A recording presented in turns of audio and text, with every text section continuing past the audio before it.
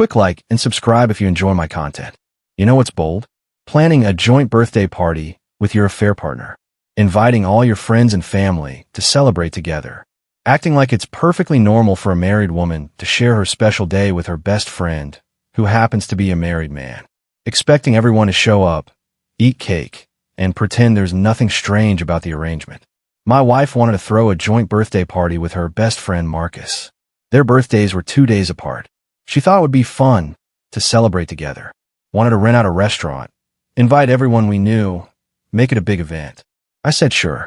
Great idea. Let me help with the planning. And then I invited Marcus's wife. The wife he'd been cheating on for 8 months. The wife who had no idea her husband was sleeping with his best friend Sarah. My wife wanted a joint birthday party. I gave her one she'd never forget. The moment Marcus's wife walked in and saw the seating chart showing her husband and my wife as the guests of honor seated together, everything my wife had carefully hidden for 8 months came crashing down in front of 40 witnesses. My name is Benjamin. I'm 38 years old, and I work as an event coordinator for a corporate hospitality company in Nashville, Tennessee. I spend my days planning conferences, managing guest lists, coordinating seating arrangements, and making sure events run smoothly. I understand timing, presentation, and how to create moments that people remember. I never thought I'd use those skills to orchestrate the perfect exposure of my wife's affair. I met Sarah 9 years ago at a friend's wedding in downtown Nashville. She was working as a marketing coordinator for a healthcare company, creative and social in ways that balanced my more behind-the-scenes personality. I was the event planner, making things happen without needing the spotlight. We complemented each other. We got married 8 years ago, bought a house in the East Nashville area, a renovated bungalow with a big front porch and a backyard. Sarah continued in healthcare marketing. I advanced to senior event coordinator. Combined income around $175,000. We were stable, social, part of Nashville's young professional community. For 7 years, everything was good. We had our friend group, our routines, our shared social life. Sarah was outgoing, always organizing group dinners and weekend plans. I was happy to let her take the lead socially while I handled the logistics. Then about a year ago, Sarah started mentioning a new friend she'd made through work. There's this guy Marcus who just joined our company, she said one evening. He's in sales, super friendly, really funny. I think you'd like him. Cool. We should all hang out sometime. Over the following months, Marcus's name came up more frequently. Marcus said this funny thing at lunch. Marcus had great ideas for the marketing campaign. Marcus was training for a half marathon. You talk about Marcus a lot. I mentioned one evening. Do I? I guess we've just become good friends. He's easy to talk to. That's nice. You should invite him and his wife over for dinner sometime. Oh, he's married too. Her name is Jennifer. Yeah, maybe we should all get together. But we never did. Sarah kept mentioning Marcus, but Jennifer never seemed to factor into the conversations. It was always just Marcus. About 8 months ago, Sarah's behavior started changing in ways that triggered my attention. She'd started going to work happy hours, 2 or 3 times a week. Always came home around 9 or 10 p.m., claiming the team had stayed out longer than expected. Her phone became constantly protected. Face down, password changed, taken to every room, including the bathroom. The physical intimacy between us decreased significantly. We went from regular connection to rare. Just exhausted from work, she'd say. The new campaign is draining. She'd also started dressing more carefully, even for casual work days. More attention to makeup, hair, outfit coordination. But the biggest tell was Marcus. His name came up constantly, but always in group contexts. A bunch of us from work went to lunch. The team grabbed drinks after the meeting. Some coworkers are doing a weekend hike. In event planning, I've learned that when someone consistently mentions a person but never provides specific details about interactions, they're hiding something. The vagueness is deliberate. 3 months ago, I decided to verify my suspicions. Sarah mentioned she was going to a work happy hour on a Thursday evening. She'll be home by 9. After she left, I did something I'm not proud of. I drove to her office building and waited in the parking lot. At 6:30 p.m., Sarah walked out. She wasn't alone. A man was with her, early 40s, athletic build, laughing at something she'd said. They got into his car together. I followed from a distance. They didn't go to a bar or a restaurant. They went to an apartment complex in the Gulch, expensive high-rises, Definitely not a casual happy hour spot. They went inside together. I waited in my car for 3 hours. At 9:45 p.m., they emerged. He walked her to her car. They kissed before she got in. Not a friendly peck. A long, intimate kiss. Sarah came home at 10:15 p.m. Hey, sorry I'm late. The happy hour went longer than expected. How was it? Good. Just the usual work crowd. Nothing exciting. She just spent 3 hours at Marcus's apartment and kissed him goodbye, then came home and lied about being at a work happy hour. Over the next 3 months, I documented everything. Used the tracking on our shared family phone plan to monitor her locations. Hired a private investigator named David to photograph her meetings with Marcus. The evidence was overwhelming. Sarah was seeing Marcus 2 to 3 times per week. Sometimes at his apartment. Sometimes at hotels. Always while telling me she was at work events or out with friends. The investigator also found something interesting. Marcus was married. His wife Jennifer worked as an elementary school teacher. They'd been married 6 years, had no children, lived in a house in Bellevue. Jennifer had no idea her husband was having an affair. The investigator verified this by doing basic surveillance. Jennifer maintained a normal schedule, didn't seem suspicious or aware of any issues. So we had 2 affairs happening simultaneously. Sarah cheating on me with Marcus. Marcus cheating on Jennifer with Sarah. Both spouses completely in the dark. Until last month, when Sarah proposed something that gave me the perfect opportunity. So my birthday is coming up, Sarah said one evening in early April. And Marcus's birthday is 2 days after mine. We were thinking it might be fun to do a joint birthday party. A joint party? Yeah. Like rent out a private room at a restaurant. Invite all our friends and coworkers, celebrate together. It would be more fun than 2 separate small things. You want to have a joint birthday party with Marcus. Is that weird? We're close friends. Our birthdays are basically the same week. I think it would be really fun. I pretended to consider it. That could work. Would Jennifer come? Sarah hesitated. I don't know. Marcus said she's not super social. She might not want to. We should definitely invite her though. It's her husband's birthday party too. Right, of course. I could see Sarah wasn't thrilled about Jennifer being there, but she couldn't object without it seeming strange. Actually, this is a great idea, I said. Let me help plan it. I coordinate events for a living. I can make this really special. Really? You do that? Absolutely. When were you thinking? Maybe Saturday, May 18th? That's the weekend between our birthdays. Perfect. Let me handle the logistics. You just send me the guest list. Sarah was thrilled. She had no idea I was about to plan the most memorable birthday party of her life. Over the next 3 weeks, I coordinated everything with precision. I booked a private dining room at a nice restaurant in the Gulch. Capacity for 50 people. Perfect for the guest list Sarah provided. Friends, co-workers, family. I designed custom invitations. Sarah and Marcus's names prominently featured as the guests of honor. Beautiful design, professional quality. I created a seating chart. This is where my event planning expertise became crucial. Sarah and Marcus at the head table. Obviously, their best friend status meant they'd be seated together. And right next to Marcus, his wife Jennifer. Right next to Sarah, me. The 4 of us at the head table. The 2 affair partners and the 2 spouses they've been cheating on. I personally delivered Jennifer's invitation to her school 3 weeks before the party. Caught her during her lunch break. Hi. Are you Jennifer Morrison? Yes. I'm Benjamin Hayes, Sarah's husband. We're throwing a joint birthday party for Sarah and your husband Marcus. I wanted to personally invite you. I handed her the invitation. She looked confused. A joint party? Yes. Sarah and Marcus have become such close friends through work. Their birthdays are 2 days apart, so we thought it would be fun to celebrate together. We'd love for you to be there. I didn't know they were that close. Oh yes.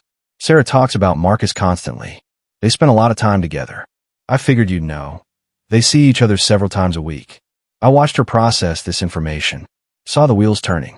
Several times a week. At least. Work lunches, happy hours, weekend coffees. They're basically best friends at this point. That's why the joint party made sense. Jennifer was clearly uncomfortable, but trying to maintain composure. I'll check our schedule. Thank you for the invitation. I really hope you can make it. It wouldn't be the same without you there. After all, you're Marcus's wife. You should be part of his birthday celebration. I gave her my card. Let me know if you have any questions about the event. Looking forward to seeing you there. Over the next 3 weeks, Sarah excitedly planned party details with me. She had no idea I'd personally ensured Jennifer would attend. She also had no idea I'd sent the investigators' full report to Jennifer 2 weeks before the party. Photos of Marcus and Sarah at his apartment, at hotels, kissing in parking lots, timestamps showing their pattern of meetups over 8 months. I included a note. I thought you should know what your husband has been doing with my wife. The joint birthday party on May 18th suddenly makes more sense, doesn't it? I'll be confronting them both that night. You're welcome to join me, or you can handle this however you see fit. But you deserve to know the truth.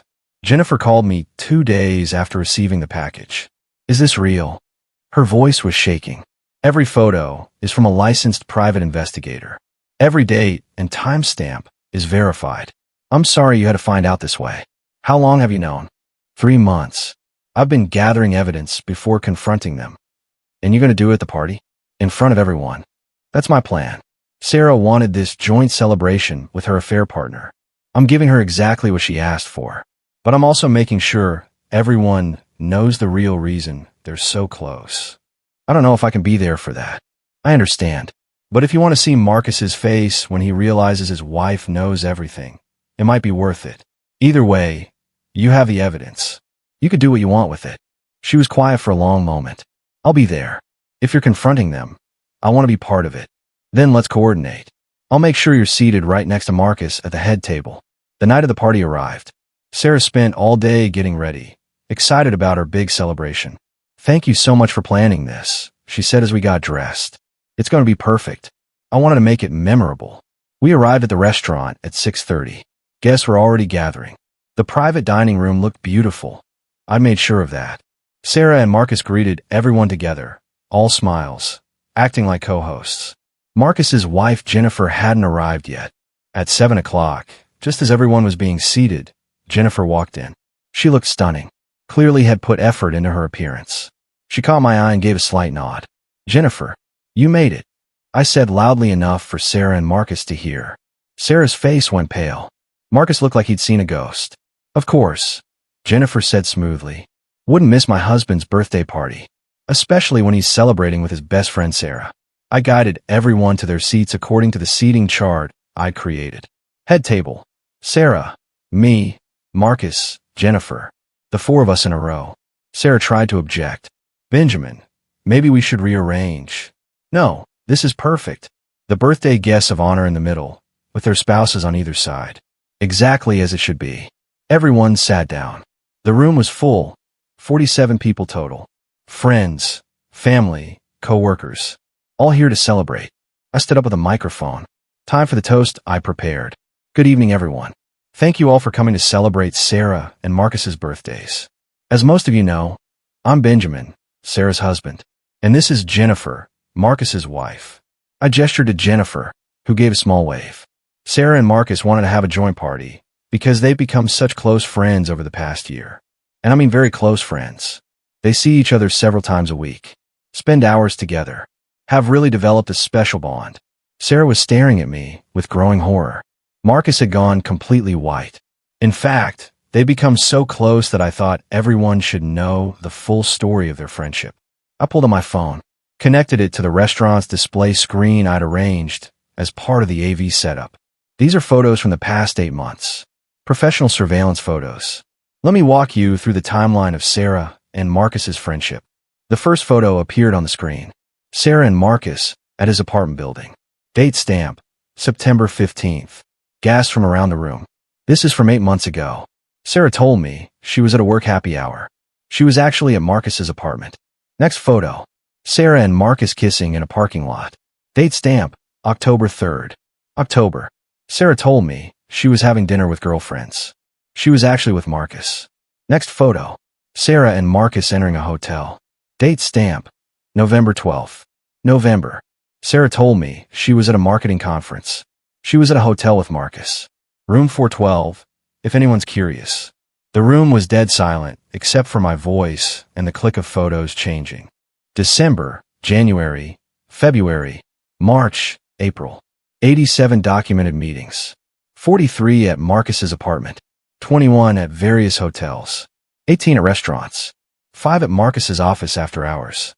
I looked directly at Sarah and Marcus. You wanted a joint birthday party to celebrate your friendship. I'm giving you exactly that. A celebration of your relationship. In front of everyone you know. Your families are here. Your coworkers are here. Your friends are here.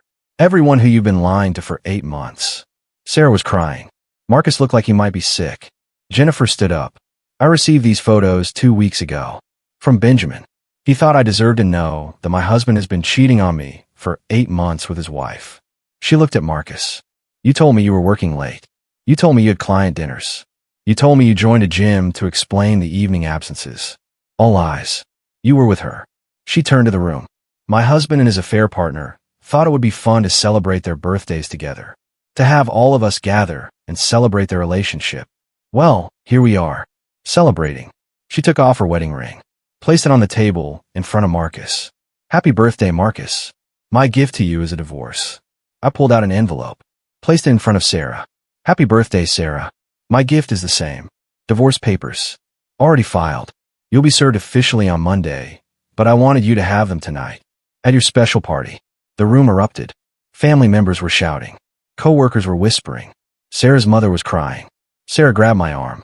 Benjamin, please, not like this. Like what? You wanted a party with Marcus. You have one. Everyone's here. Everyone knows the truth now. Marcus tried to approach Jennifer. Jen, we can talk about this. Don't. Her voice was ice cold. Don't say a single word to me. You stood up here planning to celebrate your birthday with your affair partner while I sat next to you. You're disgusting. Sarah's father approached us. What the hell is going on? I handed him a tablet with a full investigator's report. Your daughter has been having an affair with a married man for 8 months. These are the documented details. I thought you deserved to know why I'm divorcing her. People started leaving. Some in anger, some in shock, some just uncomfortable. Within 30 minutes, the room had cleared except for Sarah, Marcus, Jennifer, me, and a few family members. Sarah was sobbing. You humiliated me in front of everyone I know. You humiliated yourself. You're the one who had an affair. You're the one who wanted to celebrate your birthday with your affair partner. I just made sure everyone understood the real nature of your friendship. You're cruel. I'm honest. There's a difference. Jennifer and I left together, leaving Sarah and Marcus to face their families. In the parking lot, Jennifer turned to me.